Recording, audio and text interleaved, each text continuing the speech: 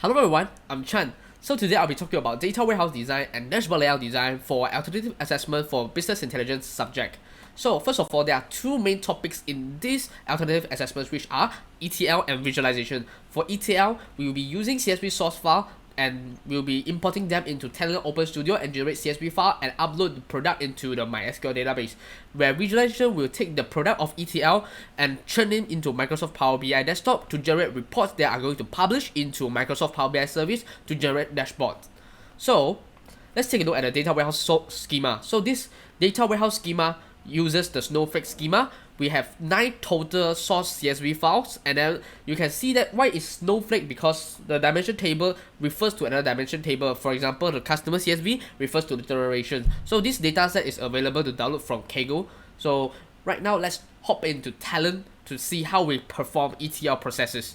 Hello everyone, so right now we are back in Talent Open Studio. So there are 9 ETL actions I perform in Talent Open Studio, so we will go through one by one. First of all, it is import data from CSV file. So to do that, we have to expand metadata tab on the left side, alright, and then we have to find file delimited, right click, create file delimited. So for demo purpose, I will do receipt sales new, alright, so enter anything in the name, browse, so this is a CSV files, sales receipt, alright, next. So we will select field separator using commas and then text enclosure, set headers, refresh preview. Alright, so we can see that the CSV file are nicely formatted, and then we can click next. Alright, so in here, Talent Open Studio actually automatically determine the length of the field or the type of the field, so we can leave it and click finish. So right now we have our newly imported receipt sales new over here. So to import it into the job, we just drag it over here, leave it, and then select T file input delimited. Okay, so this is the component that imports the CSV data into our ETL engine, Talent Open Studio. Alright, so the next ETL action is row filtering. So since we are only interested in retail data and not warehouse data, we have to filter off the row that in sales outlet table that belongs to warehouse. So to do that, we have to use a T filter row that is accessible from the right hand side palette. So drag it to the job designer. Alright, so we have to configure it. So how do we configure it? We have to use sales outlet tab in input column, operator is not equal to warehouse. So the T filter row will only extract rows that are not equals to warehouse, which is only left with retail rows. Alright, after row selection, we are going to do column selection. So as you can see, we are using the output from the receipts input, alright, from the T file delimited, and then we join it to another T map. So in here, we can select the columns that we want. In fact, not all columns are being used in the fact table, so we only extract whatever columns that we need and then we drag it to the output table. So as you can see, different columns from different tables are being dragged to produce a combined T map table over here, a combined output over here. Alright, so that's how you do column selection. Alright, after selecting the columns that we want in this T-map, actually we can also join tables at this point. So to demonstrate, I will show you how to join the receipts table with the customer table. So we are joining both tables using the customer ID. So we are going to drag the customer ID from the receipts table, and then we drop it off on the customer ID in the customer table. So when we drop it, we can see there's a purple key in front of this column, which signifying that we actually successfully join both tables together. So that's how you do table joining in Talent Open Studio. So just click OK to save the changes. Alright.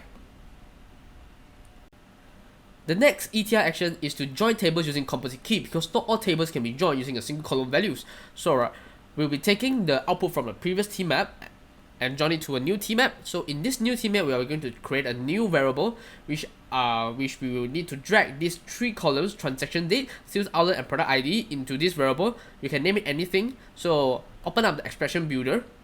Okay, we can see the string concatenation is being used to join columns value into a single string. So because the sales outlet ID is a integer, so we have to convert it into a string before we can use the string concatenation operation. So after that, we can drag this variable into the output table. So click OK. So we'll do the same for pastry inventory. So you can see that the same is being done for pastry inventory. So this is the parsing, so we'll get to it later, very soon. So after that, we join it, and then we can, after we have combined the composite key in pastry, we can proceed to join both tables using the composite key, which are join pastry PK and the PK of the pastry inventory table. So we join it together, and then we can extract the required output into the output table. Click OK. So that's how you join tables using composite keys. Alright, get back to the date parsing. Just now when we are building the composite key, I mentioned about the data parsing, because not all the dates provided in the source file are in the same format. So we have to use the talent date.format date to parse the date into the correct format. So that's how you parse the data. The next ETL action is replacing empty value, which is very important step for data cleansing. When we are doing ETL process, it is very common to generate empty rows with missing values. Alright, so for example, the customer generation will have empty values because not all the customers are registered members. So when we encounter a customer generation which are null values or empty, we will replace it with a not available string. Else we will just put the customers generation, for example, baby boomers or Gen X, Gen Y, millennials. Yeah, so for that. So using this expression, we can eliminate missing values inside the row and therefore perform data cleansing properly. Alright, so at this point, our fact table is already ready. So the next ETL action is actually to upload our fact table and other dimension tables into the database. So before we do that, we have to remove the intermediates, which are the composite key. Alright, so we have done that. So right now I want to establish a new database connection. So expand the metadata tab on the left side, and then we see the database connection. Alright, right click, create connection. Alright, so give it a name, a new database for demonstration purpose. Alright, so database type, we are going to choose MySQL. Alright, so the login is root. So this is for XAMPP users. So I already have a XAMPP running. Alright, so if you are using some other database, so make sure you have to use the correct login. So username is root for me and password is nothing. So server is localhost, and the database CafeDB. Alright, so let's test the connection. New database connection successful. So okay, and finish. So the new database is created over here. So what I need to do right now is to drag it and select TDB output. So this will be the component that will output the data into our database. So I've already created over here. So let's take a look. The configurations are very important. So let's take a look at how I configure. So the database is CafeDB, and then the table, please give it a name. So I name it Cafe Fact Table, and the action of table is drop table if exists and create. So this is very important because if I didn't use this selection, if the table does not exist, the job will fail because there's no table exists in the database. It cannot insert the data, and it has to drop the table if it already exists to avoid duplication. So the action of data is insert. Okay, so do the same for the 9 dimension tables. Alright. Okay.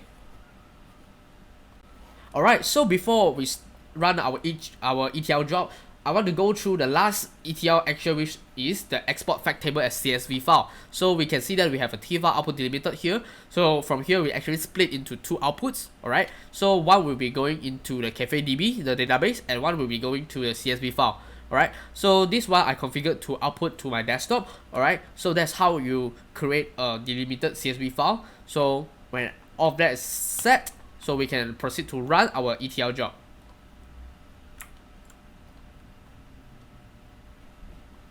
Okay, so our job is already successfully run, so we can go to verify our data. Is it already in there? Alright, so yes, we already have our fact table and our other dimension tables, total 10 tables in our database with the correct number of rows.